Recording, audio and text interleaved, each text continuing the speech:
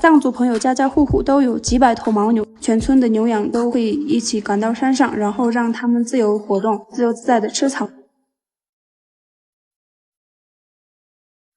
Hello， 今天我们3个中米家人朋友们，大家好，我是你们的好朋友藏族姑娘周妈，感谢大家的支持。今天我们把小牛送到最里面的那个山上面，大家看这个隔壁的山都是比较高出去，但是我们最里面的那个山草长得特别的好，所以我们平时都把牛羊都放到那个山上面。今天呢，就把我们村的全部小牛都送到那边去。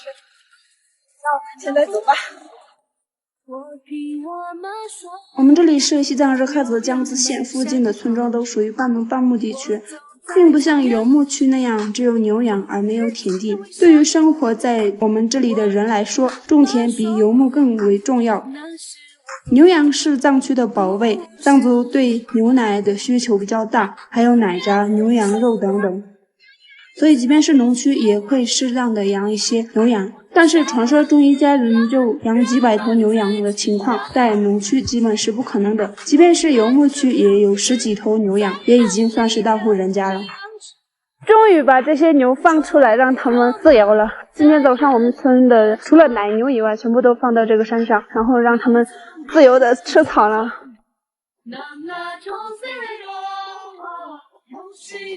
我们现在已经把全部的小牛都放到这里了，它们在这儿放开着吃草。你们看这里的草长得多好呀！然后这一片全是我们村的小牛，大概都有几百头。我们除了10几头牛，还有30几头羊。我们这里属于集中放牧制，就是全村的羊都集中一起来，然后有人专门到山上去放，一待就是很长的一段时间。所以平时在我家除了奶牛，基本上没有看到羊，就是因为都放到山上去了。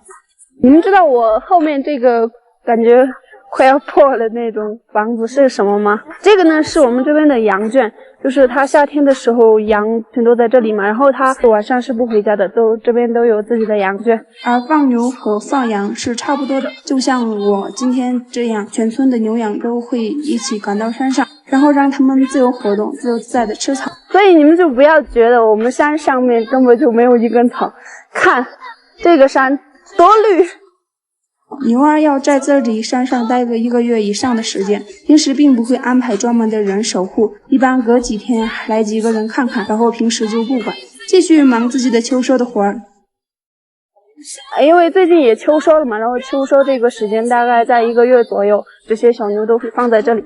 然后奶牛的话，我们都会在自己家里面，然后因为要挤牛奶嘛。那有人可能会问，你们就这样随便放着不会丢吗？那是肯定不会丢的。首先这座山是我们自己村的后面的山，平时只有同村的人会走，同村的人都认识这些牛，所以肯定不会被偷。我们后面的这座山距离村庄比较近，所以也不会有狼之类的野生动物，也能排除牛儿被猎捕。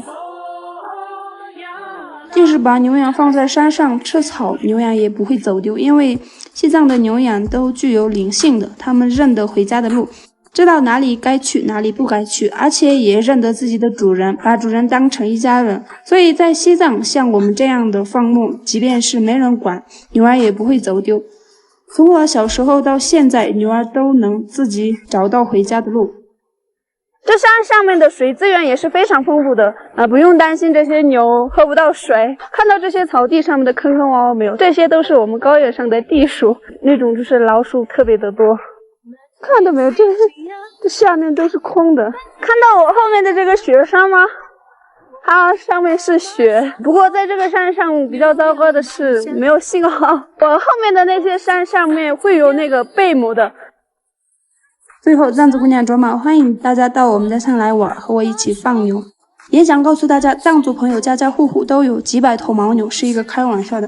西藏并没有大家所想的所有人都腰缠万贯，也并不是所有人都穷困潦倒，我们都是一样的，为了幸福生活而努力着。看这个天感觉快要下雨了，然后现在赶紧溜了，不然的话待会会淋雨。好了，那么今天这期就到这里结束了，我们明天再见，拜拜。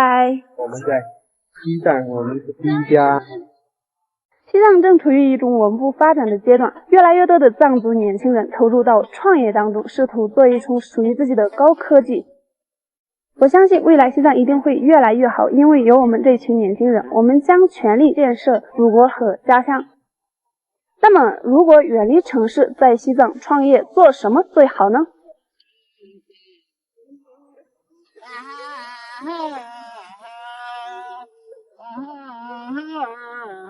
？Hello， 你们3个中民参加人朋友们，大家好，我是你们的好朋友藏族姑娘周妈，感谢大家的支持。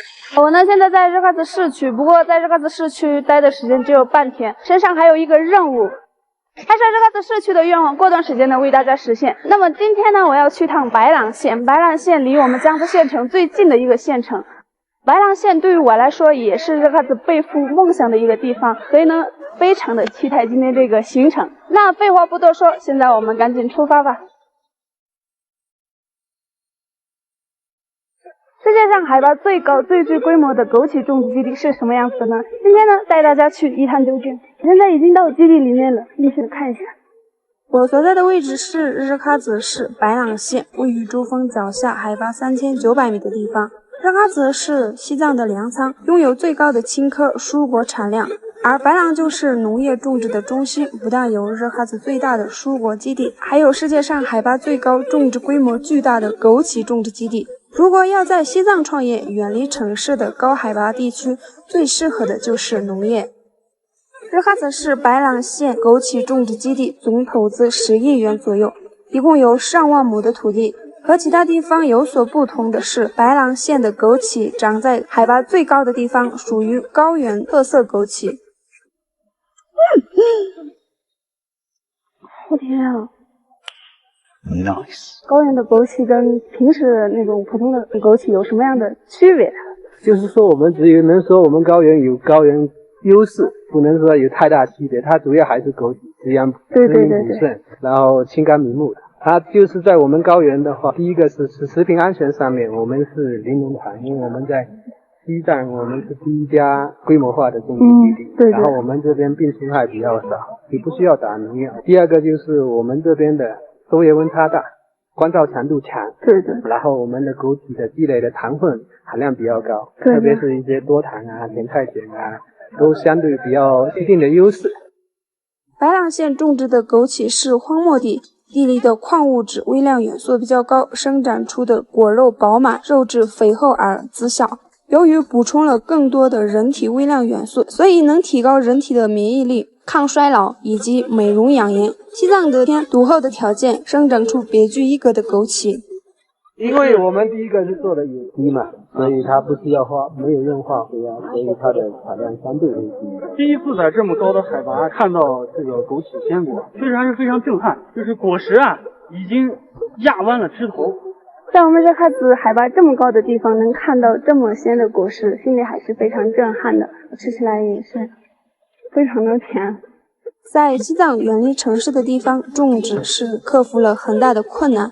过去的西藏果蔬种植不容易，由于高原海拔高、气候冷，所以蔬果无法存活。那个时候只能吃肉，蔬果成了奢侈品。正是因为到乡村创业，把内地的技术运用到农业，使得西藏也能自己种植蔬果。这样，西藏所需要的蔬果不用再大规模从成都运送，而可以保证自给自足。那这几天的全部都要采摘完吗？我们从7月10几号开始一直采到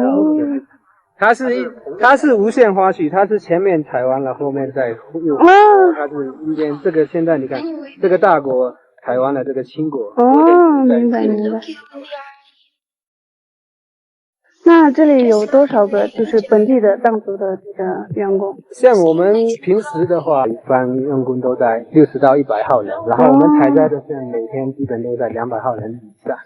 现在这个月份是枸杞采摘的一个月份，然后后面都是当地的村民，每天都过来这里采枸杞。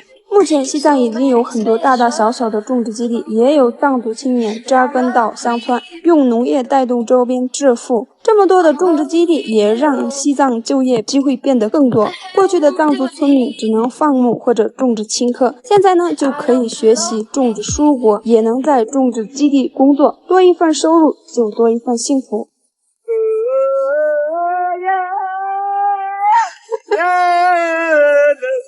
叔叔采枸杞采的特别的开心，然后一直在这唱歌。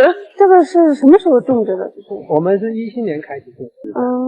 我们这个采摘季节是在7月15号到10月，10月初，一般9月底。如果大家到西藏来玩，可以到种植基地来看看，体验采摘，感受种植的技术，把全世界特有的枸杞带回家。我们现在目前的平均售价，我们干果的平均售价大概在200到300之间。然后我们的鲜果是80到120。旅游季节的时候，我们会做一些旅游采摘，包括周末采摘体验。旅游景点。西藏能吃上果蔬有多么不容易，这是我们所有人共同努力的结果。作为祖国的一份子，卓玛倍感自豪。后面的都是当地的村民，他们都在后面休息的。今天的枸杞他们采完，然后在这里让他们休息，喝着青稞酒。